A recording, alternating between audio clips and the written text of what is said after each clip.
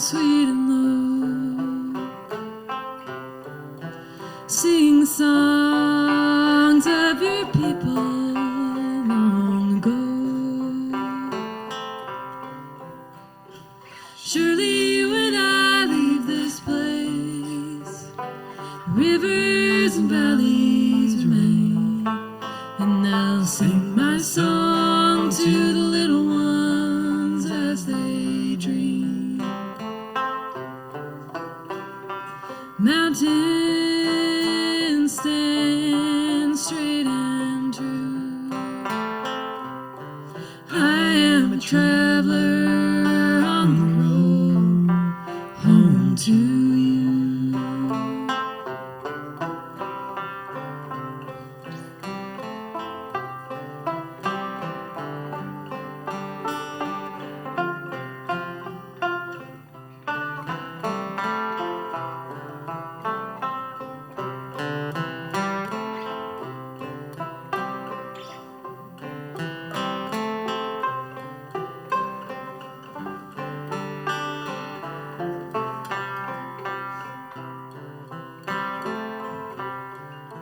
See the sun rise on the hill, watch her shine, showing all the world a beauty unseen before. Heavens be my guide, hear my call to you. Show me the stars, teach me the planets, bring me the moon. Surely when I leave this place, the stars in the heavens remain, and they'll sing my song to the little ones as they dream.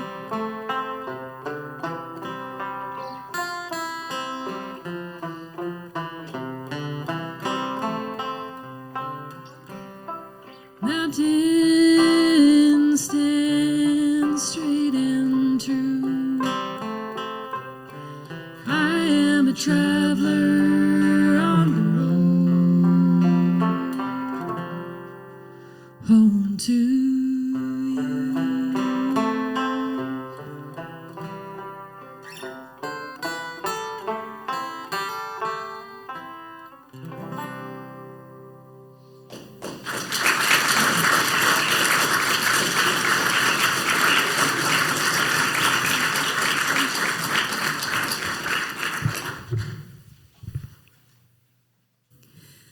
Come, come, whoever you are, wanderer, worshipper, lover of leaving. Ours is no caravan of despair. Come, yet again come. Come, come, whoever you are, wanderer, worshipper, lover of leaving. Ours is no caravan of despair. Come, yet again come. Good morning. Welcome to First Unitarian Church. It's great to see all of you today. Welcome to those who are joining us on Zoom. Thanks for joining us that way. Welcome to our musical guests, Stomping Cactus. Aren't they great? Yeah, so good. And a special welcome to all of our guests and visitors. We're just really so glad that you're here. Thanks for giving us a shot. And we'd love it if you'd stay after church, have some coffee with us, and let us get to know you a little bit better. I have just a few announcements before we begin. First, our annual pledge campaign is underway. Each of you should have received your pledge packets by now. If you haven't, please see our administrator, Stephanie Park, in our main office today. She can help you out.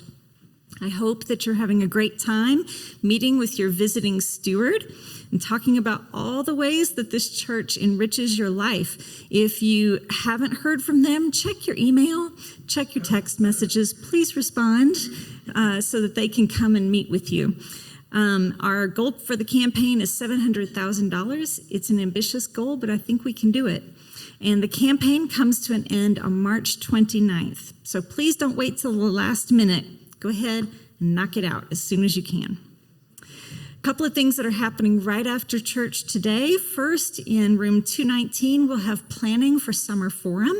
It's a great program, and if you're interested in being part of the planning team, you'll want to go out this door, through Elliott Hall, and up the stairs, and then it's kind of back behind the parlor. If you need help, we'll help you find it. Also, 12:45 in room 201, our environmental ministry will be writing letters to legislators on behalf of the Great Salt Lake. We'll have the topics, we'll have suggestions on how to craft your letter, there will be supplies, and most importantly, there will be refreshments. So, can't miss that, right? All right, with the announcements behind us, we'll light our chalice this morning, and today I bring you these words by the Reverend Dr. Bill Schultz. This is the mission of our faith, to teach the fragile art of hospitality, to revere both the critical mind and the generous heart, to prove that diversity need not mean divisiveness, and to witness to all that we must hold the whole world in our hands.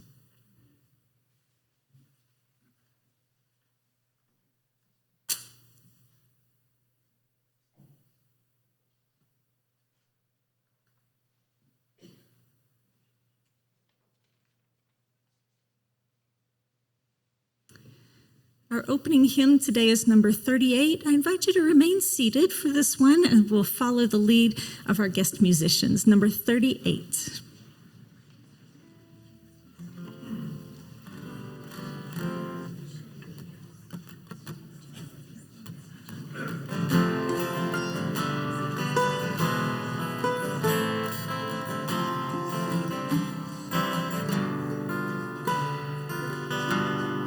Morning has broken like the first morning.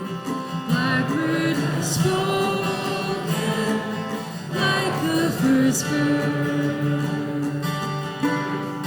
Praise for the singing, praise for the morning, praise for them singing fresh from the word.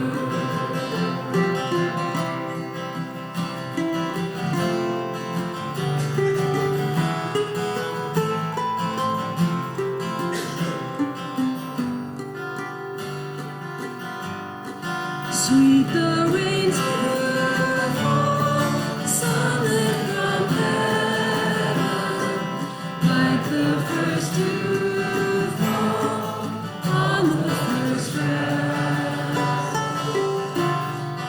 Praise for the sweetness of the wet garden, sprung in completeness,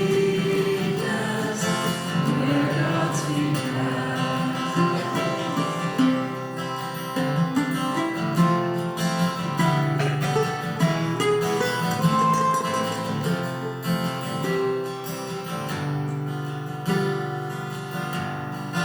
Mine is the sunlight, mine is the morning, born of the one light, Eden saw play.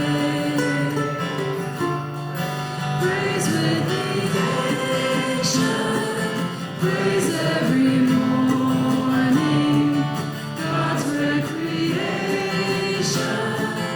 of the new day.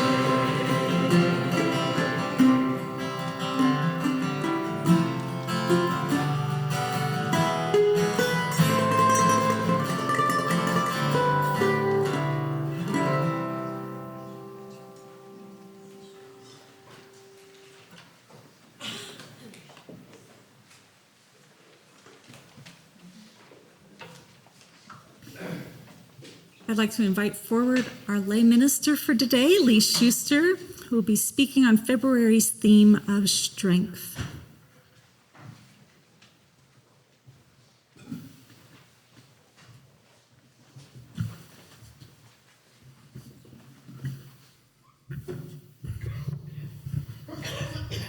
Hey, top of the morning, Joe. So I brought a little prop along here. It'll be obvious in a minute, and I will take it off. If it seems a little chill in here, well, we are a chill church after all. We haven't had any heat in any of the building part of our campus all week, and our staff has been coping with it marvelously. But it was the people that came before you at 9 o'clock were sitting in a room that was 5 degrees chiller than it is right now, so you can thank them. But as I wrote this talk, I realized that global warming is changing our world, and sometimes global warming has a benefit, and one of the benefits is it's almost like April right now. So let's talk about strength. February in Utah is not subtle. The inversion typically settles in. The mountains are still beautiful, but they're a little more distant. Typically, February is cold, gray, and stubborn. Normally, it doesn't sparkle like December. It doesn't promise relief like March. February just sits there. It doesn't care how optimistic you were in January. And then there are those pesky tax forms arriving in the mail. February doesn't ask for enthusiasm. It doesn't reward positivity. February looks you straight in the eye and it says, let's see how steady you really are. February asks for your strength. When we talk about strength, most of us picture endurance. Strength is pushing through. Strength is not complaining. Strength is holding things together until spring finally shows up. And sometimes that is strength. But February has taught me that there's another kind of strength, one that doesn't look impressive, doesn't move quickly, and doesn't get much applause. February's strength is quieter. It's the strength to keep going without pretending it's easy. I've always been pretty good at endurance. That's part of my wiring, part of my background, part of the stories I tell myself about who I am. If something needs doing, I can usually just keep going. And for a long time, I thought that was strength. Okay, you guys ready for this? Here's a bit of Lee lore. In February of 2025, 51 weeks ago, I had a full knee replacement. That surgery didn't come out of nowhere. For years, I had been compensating, adjusting how I walked, how I stood. I told myself I was managing just fine. What I really was doing was enduring. An unexpected fall led to the decision that surgery was necessary. And here's what surprised me. The hardest strength came before the operation.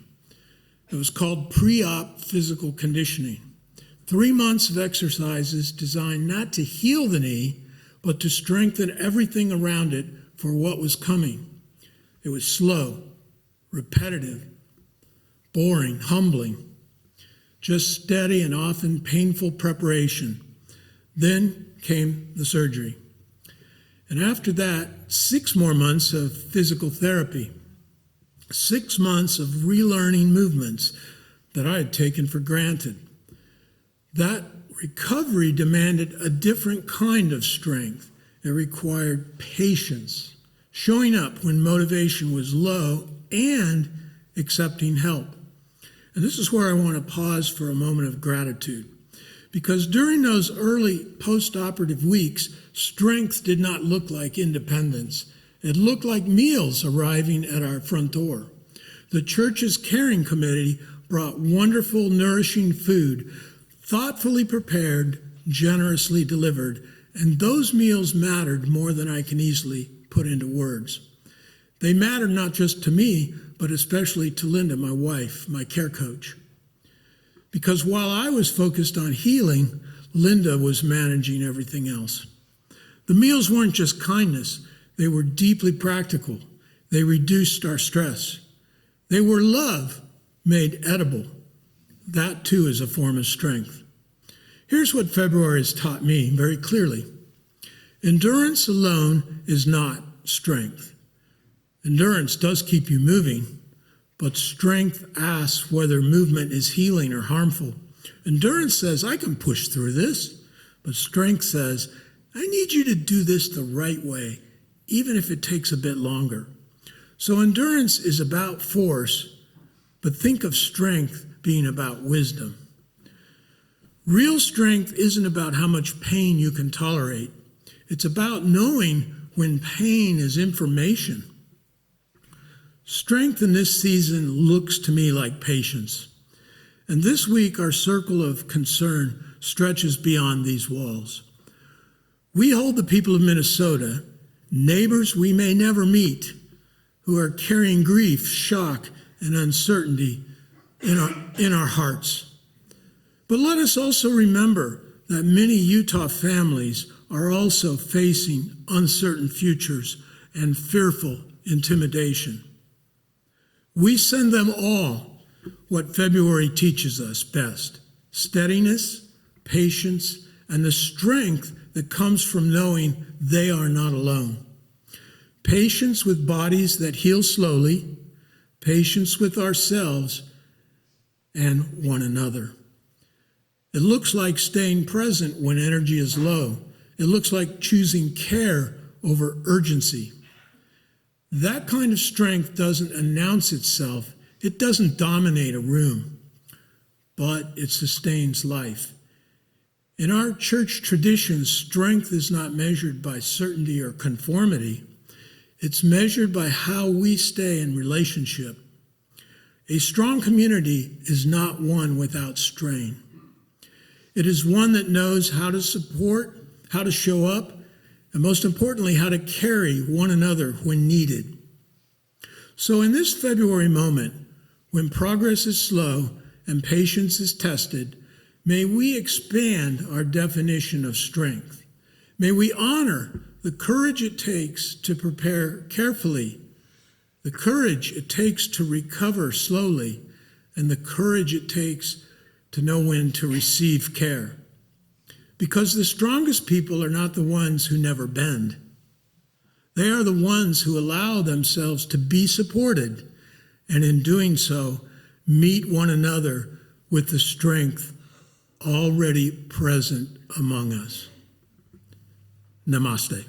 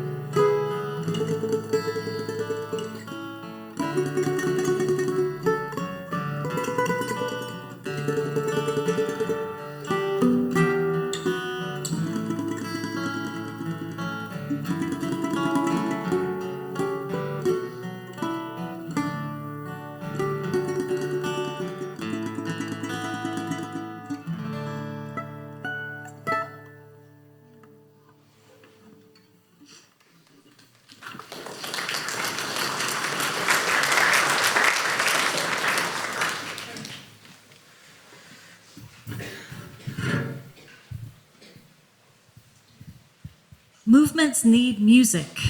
We have a lot of great music today. For the past few years, I've been watching and waiting for the artists to come into view in the mass movement for freedom and justice in these times. In the protest movements of the 1960s, civil rights movement, the peace movement, the anti-nuclear movement, music was central to the strategy as it kept the people's spirits up and reinforced the values of the movements. And I hadn't seen that yet in this era of rising authoritarianism, and I've been longing for it because we need beauty and we need cooperation to make beauty together, to keep us going. But now there is a movement of musical resistance rising in the United States.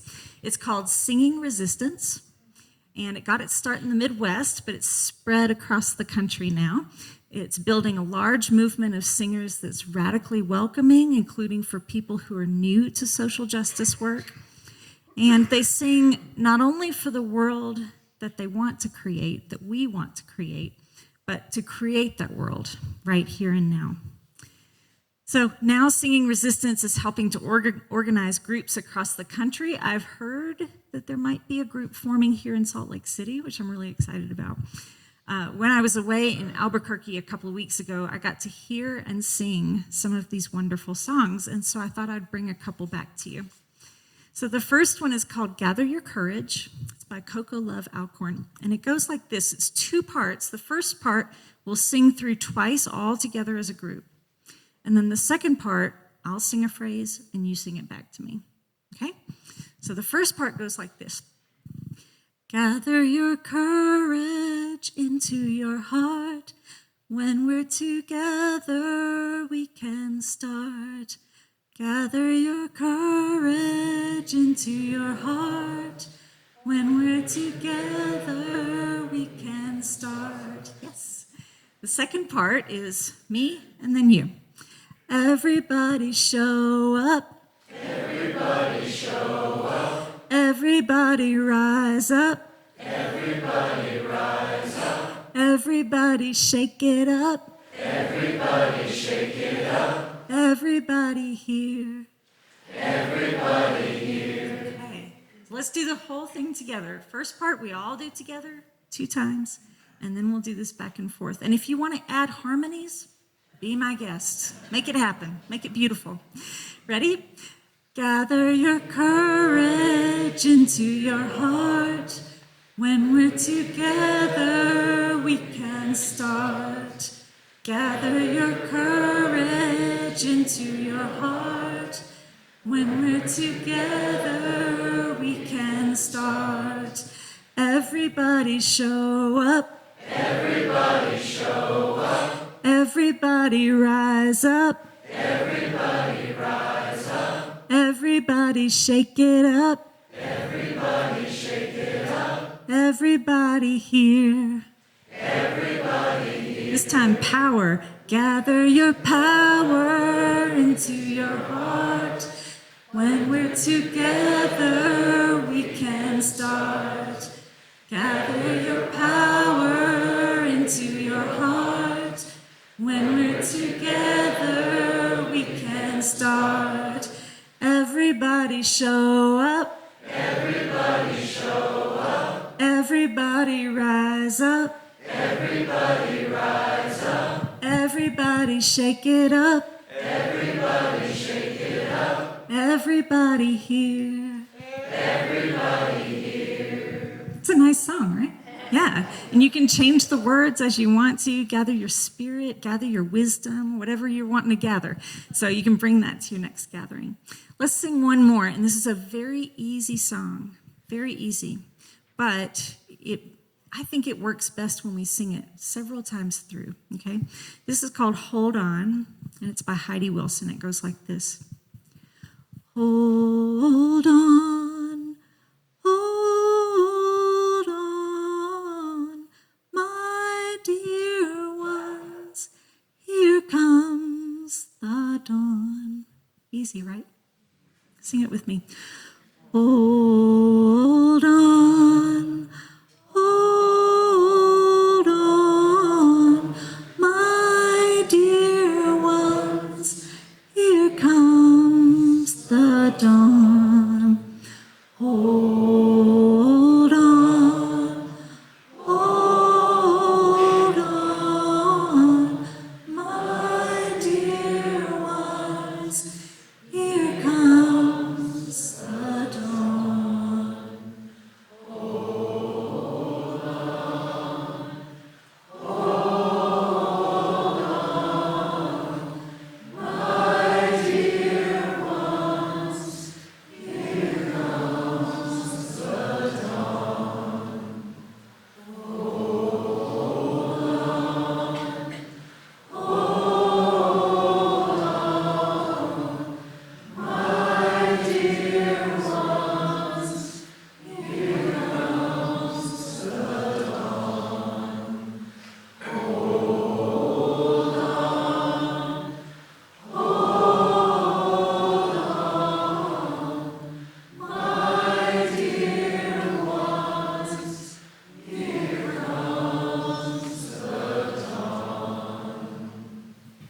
beautiful, right? You sound beautiful singing it. Thank you for singing these songs with me.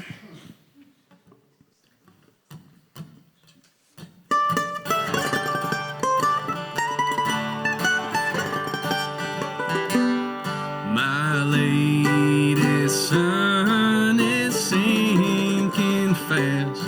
My race is nearly won.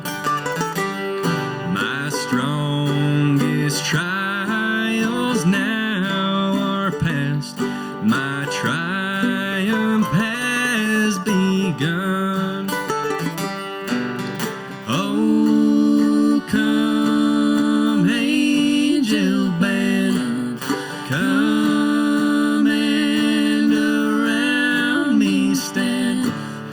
Bear me away on your snow white wings to my immortal home. Oh, bear me away on your snow white wings to my immortal home.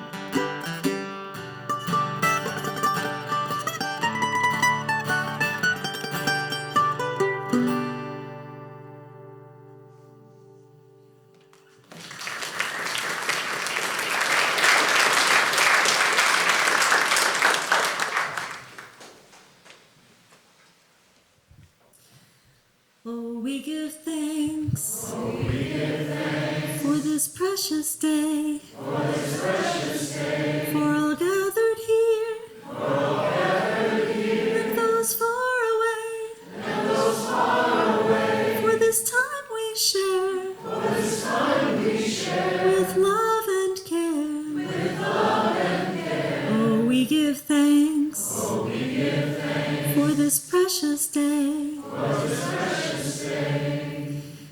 Now is the time in our service when we deliberately turn our minds toward generosity and toward gratitude. We give thanks for this amazing place that holds our community, and we offer our gifts as generously as we're able. So please do so as the plates come around. You can also give with the QR code in the seat back in front of you, and also take this time to enjoy the music and say hello to one another.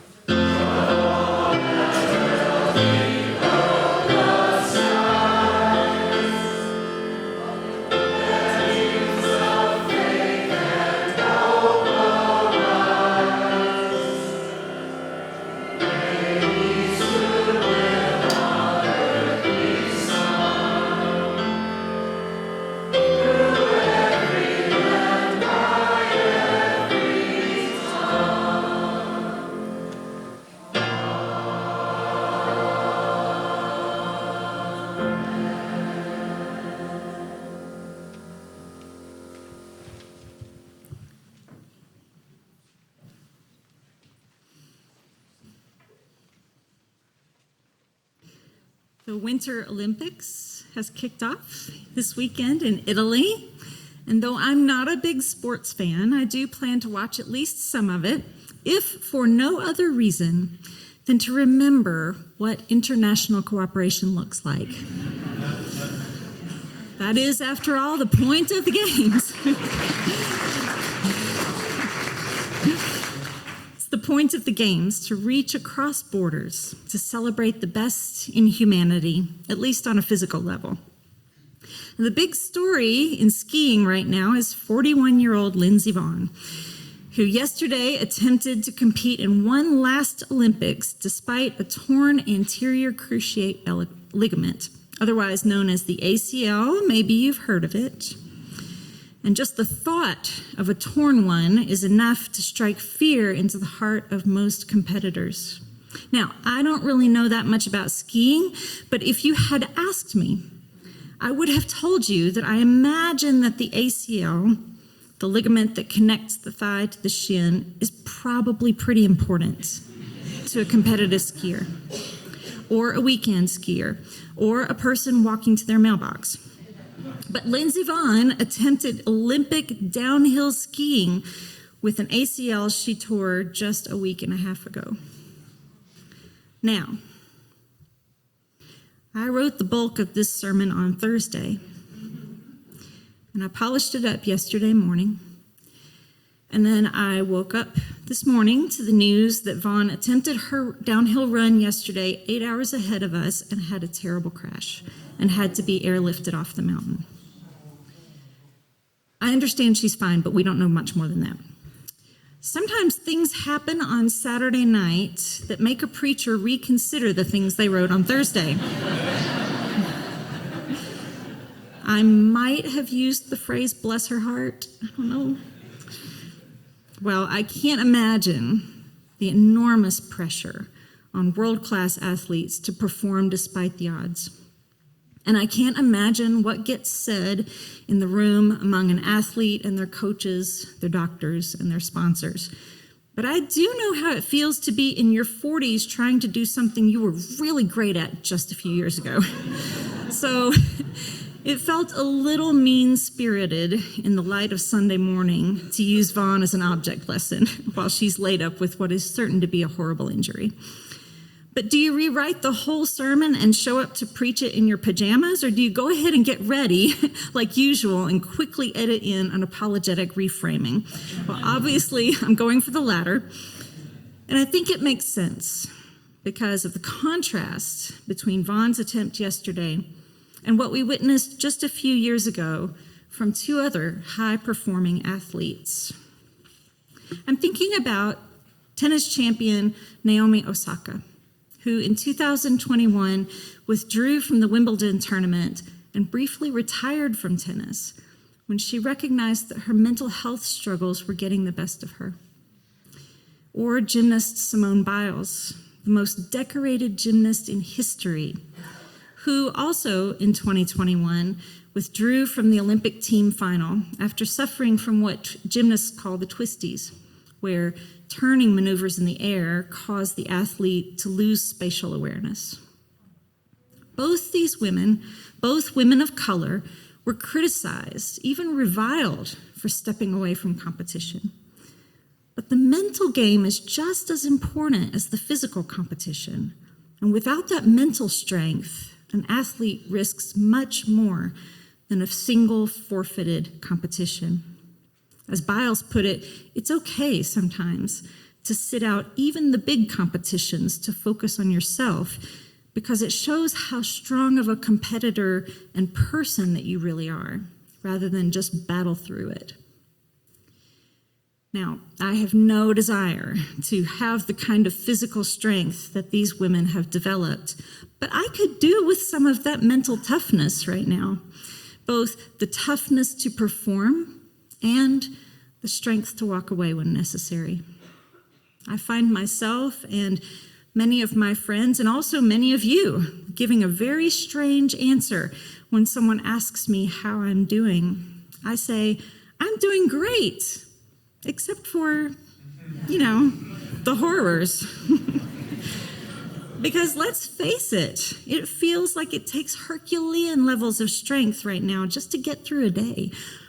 Things are pretty good in my personal life right now, and yet I know that the world just outside my front door is a dumpster fire.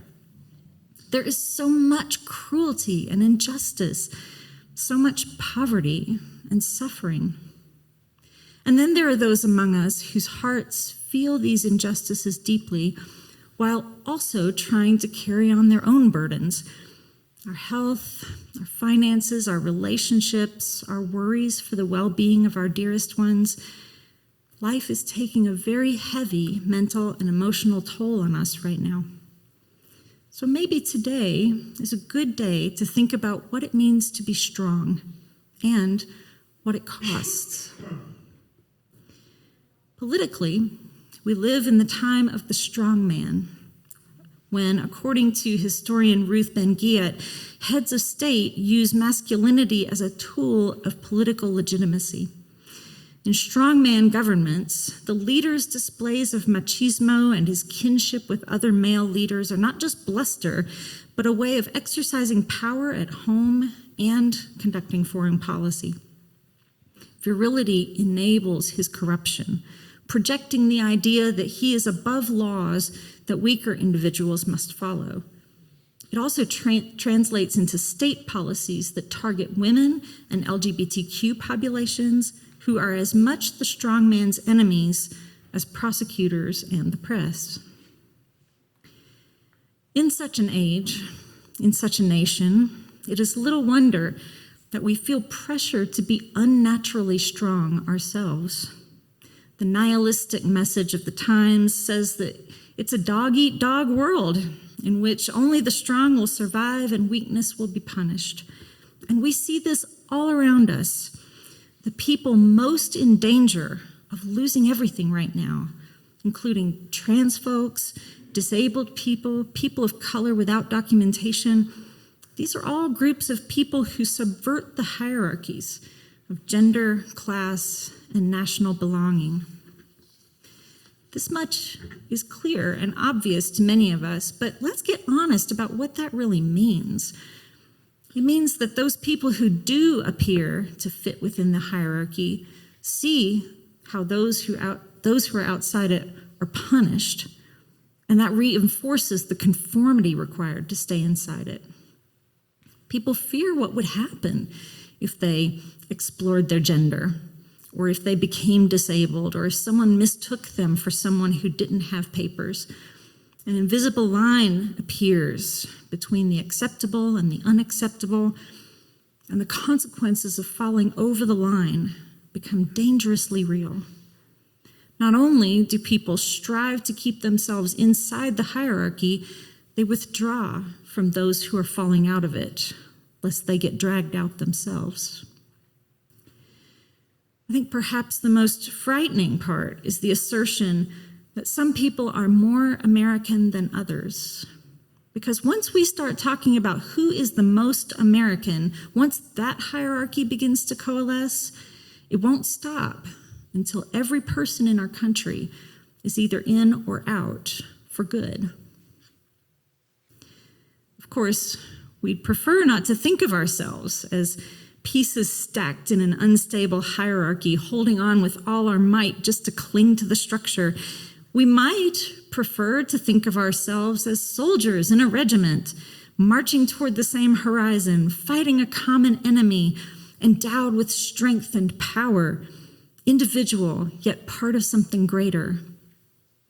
Is this why we talk about soldiering on, even when we're sick and exhausted, or fighting a battle with disease, of being weekend warriors who say, what doesn't kill me makes me stronger? Is this why overworked and overwhelmed people are encouraged to choose their battles? Author Sonia Chemily writes that when war frameworks dominate the discourse, you end up with a culture, ours, where resilience requires children to wear bulletproof clothes to school and know more about evasive maneuvers than tying their shoelaces. You end up with scared, armed, hyper-vigilant men shooting strangers out of a distorted sense of strength, honor, protective masculinity, and personal responsibility. But there is another way to build a strong, stable system that doesn't shut people out. A system of mutual relationships in which the strongest take up supporting positions and the weakest are embraced in the center. And these positions are fluid because no one is strong all the time, and even those who may appear to be weak have strengths we can't even imagine. Thus, those who are weak right now can rest and recover, while those with strength do the more arduous task. And when those people become strong, well, we all take turns. Imagine a choir, many voices singing a long note together. The longer the note, the more likely an individual singer will have to sneak in a breath before it's over. The trick is for the singers to stagger their breaths so that no one person sticks out when they take a breath, and then the note can be sustained by everyone else. Or imagine a parachute in a school gymnasium and 20 kindergartners around it. When those little hands go up, the parachute floats aloft. If any one kiddo needs to rest their arms for a minute or just wants to duck inside to see what it's like, the rest of the kids can hold the parachute up. Examples like these feel encouraging to me because we've done this before. It's not really new or strange. There are already existing models of the world we want to be a part of. I can imagine myself resting and breathing, knowing that someone else will be looking out for me when I do. And I can also imagine myself happy to pick up the slack, happy to lend my strength to someone else so that we can all make it in the end. In her book, The Resilience Myth, Chemily lays out some principles for those who want to build a society like this. First, no one can go it alone. Forget about your bootstraps. We need each other. True resilience comes from community. But in building such a community, cognitive flexibility is critical. We must be able to value differences, not just tolerate them, and be ready to look at issues from multiple points of view. In Chemily's estimation, emotional competence is liberating.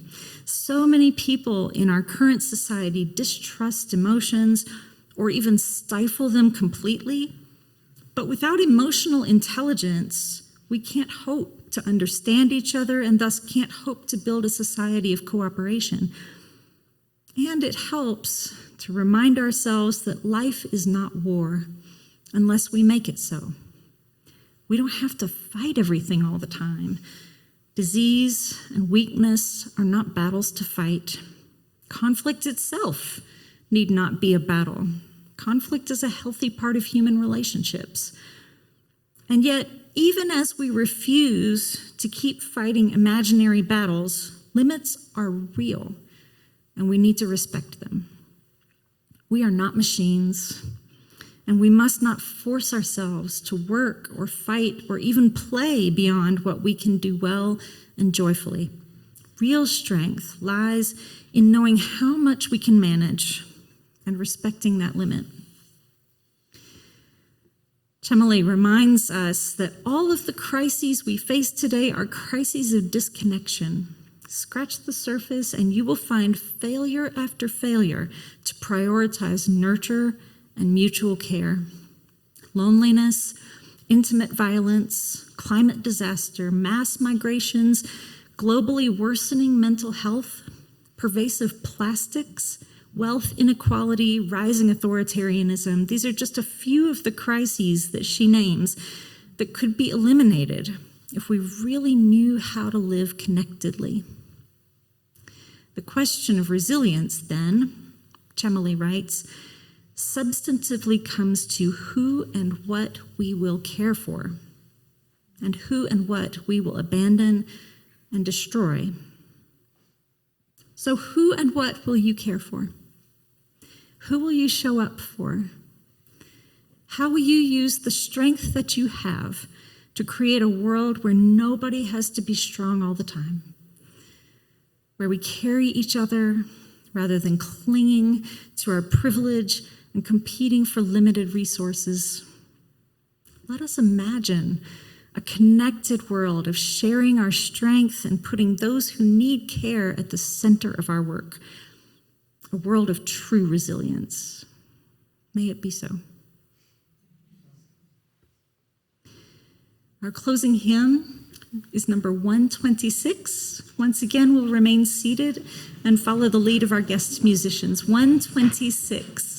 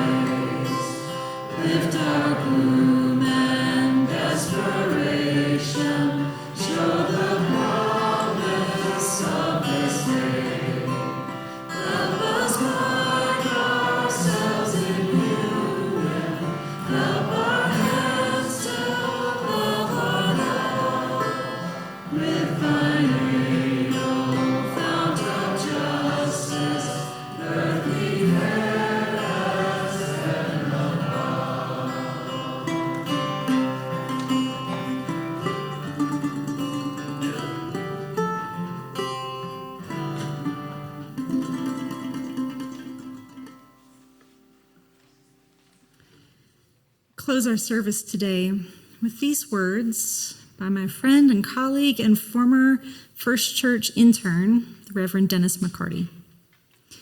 We live always at a crossroads between two worlds. One is the world that is, while the other is the world which might someday come to be.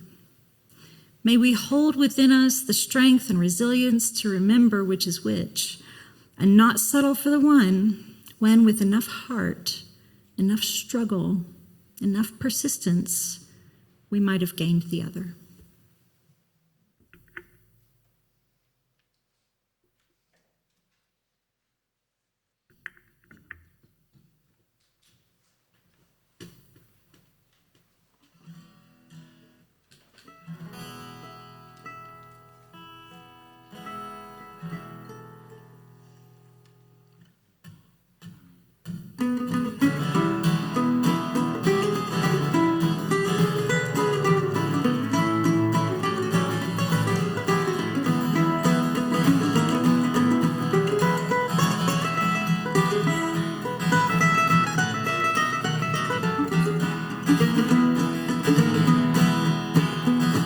Standing by my window on a cold and cloudy day, when I saw the hearse come rolling for to carry my mother circle be unbroken by and by, Lord, by and by. There's a better home awaiting in the sky, Lord, in the sky. Well, I said to the undertaker, undertaker, please drive slow. For this lady that you're hauling, Lord, I hate to see her go. Will the circle be unbroken by and by, Lord, by and by? There's a better home awaiting in the sky, Lord, in the sky. Take it away.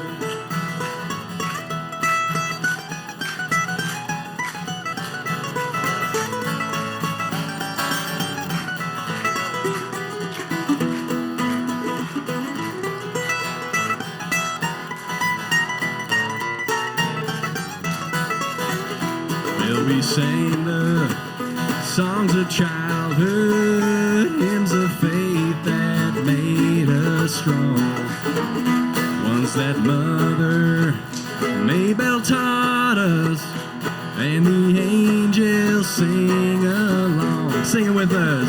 Will the circle be unbroken by and by, Lord, by and by? There's a better home awaiting in the sky, Lord, in the sky. One more time. Will the circle be unbroken by and by, Lord, by and by? There's a better home awaiting in the sky, Lord, in the sky. In the sky, Lord, in the sky.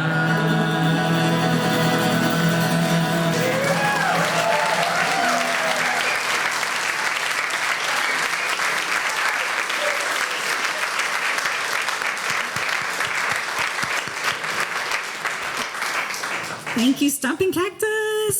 So good. So good. Friends, thanks so much for being here again today. And I look forward to seeing you in coffee hour. Happy Sunday.